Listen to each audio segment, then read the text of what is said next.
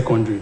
And we have seen that with the avalanche of private schools coming to primary and secondary, it has been bastardized. Most elementary schools and secondary schools are not what it used to be.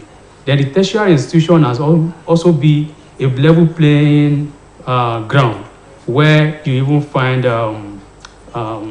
maybe offspring of the rich and the poor mingling together. Most of these tertiary institutions, if you are able to meet up the cutoff, you still have a level playing field amongst the rich and the poor. But it is coming to that level where what we are seeing in the elementary and secondary is also coming to the tertiary, where our leaders are not paying attention. And God forbid that they collapse the tertiary institutions again, then you see that it could lead to what we would never want to experience in the country as a revolt. So I want to plead as part of what I believe that I hold my nation, that the major stakeholders can meet within a few days and resolve these issues. And we can see that even the parents, the students, and even people in the society are bearing the brunt of this ASU strike, directly or indirectly. So, and time, they say, is life. If somebody is wasting away 6 months and above of his or her life, you know so well that it can never be regained. If not, and that's the truth. So if you are saying that you are not concerned about people staying at home for that long, and you want them to be patriotic future leaders of this country, it does not add up. You said for youth to waste away 6 months of their life. Now, how do we tackle that now? ASU and federal government have refused to meet eye to eye, and the issue at hand concerns youths. February to August, 6 months. How do you tackle that waste? Okay, I want to applaud those young people who have taken the bull by the horn by not wasting away those periods. We used to have about 3 young people who were training with us before they got back to school. When ASU did first month, after that first month, they were just relaxing. After the next month, they said, Oga, we would like to return back to our training.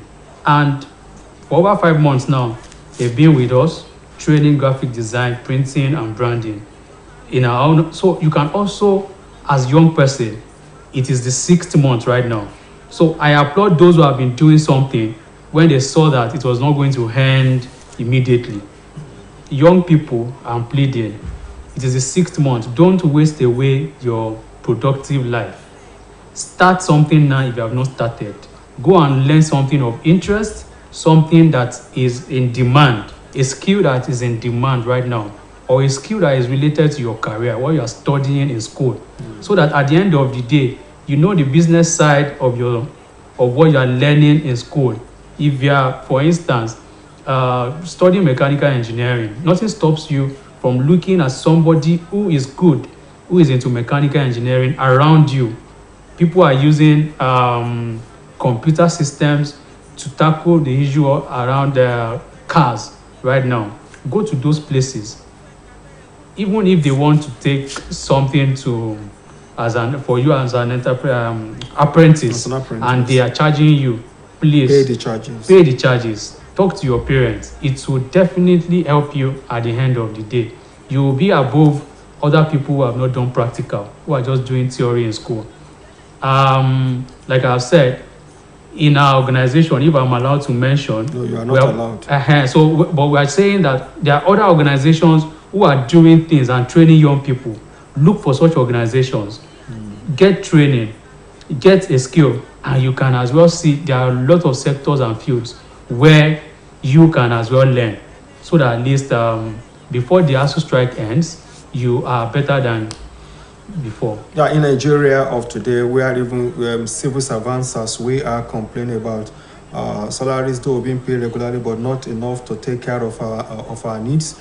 We send children to school after graduation. We run helter skelter to get jobs for them that are billboards, all the likes. I was even in a few places where gunshots were fired.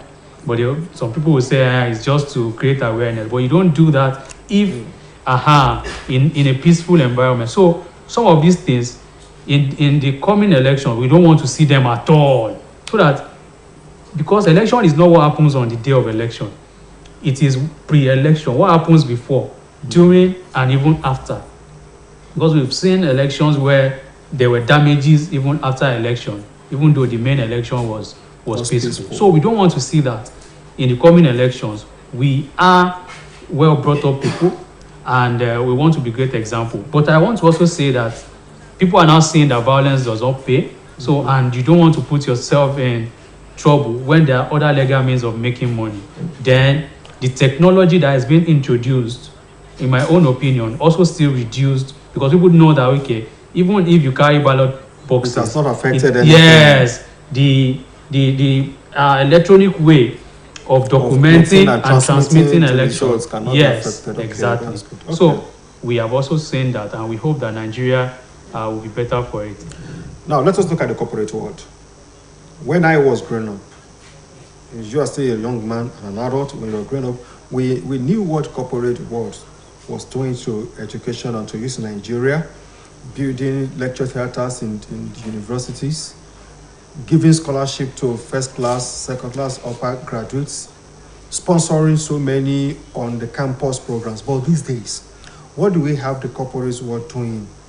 Dancing competition. It doesn't matter the intelligence that you have.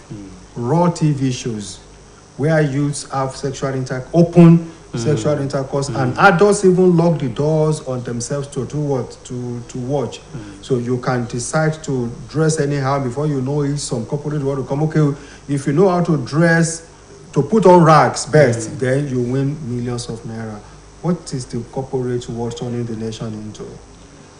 Well, it is highly condemnable, and like you said, these were not things that we used to see in the past. You have maybe in a month a lot of competitions that young people will have to go through on the campuses. Yes, on the campuses. Even in secondary schools, people are always competing based on intelligence. People are competing based on talents. But today, people are competing based on immorality, and it looks like we are adopting this new way of life. But in all fairness to the corporate world, they say that they just want to sell. And what the society wants is what they give. So if the society is saying they want immorality, and that is where they can sell their products, they say, okay, we give it to you and we sell. Because their own major aim is actually not to build society, but to make money. They want to make profit at all costs. So I also want to believe that while we appeal to the corporate world to stop sponsoring immorality and sponsor intelligence, talent, and morality, and even our culture is enough to even sponsor our history. There are rich content that all these organizations can sponsor. Our society must also have a rethink about what we celebrate, about what we intend to see at every point in time. Because if we always celebrate nudity and immorality and sudden wealth, then the corporate world will just have to key in, because they are part of the society, and you don't want to go into places where then it's also even sad that today the corporate world will be giving maybe 5,000, 10,000 naira to best graduating students in universities when they give over 100 million naira to celebration of shows, nudity, pornography. It's even sad. Even there should be morality even in the corporate world. Thank you so much, Mr. Semi Adebaneja, for doing my program on this show. Just a minute. Nigeria economy is not helping matters. We want you to go into entrepreneurship, learn this, learn that. With as little as 50,000, do you think a young man or woman in Nigeria can start anything? Yes, they can start something, but what they can start 3 years ago is not the same as what they can start today. Okay. But that is not an excuse not to start at all. There are a lot of things that you can do in the digital skills world that, okay, if you learn, you can start with 50,000 naira.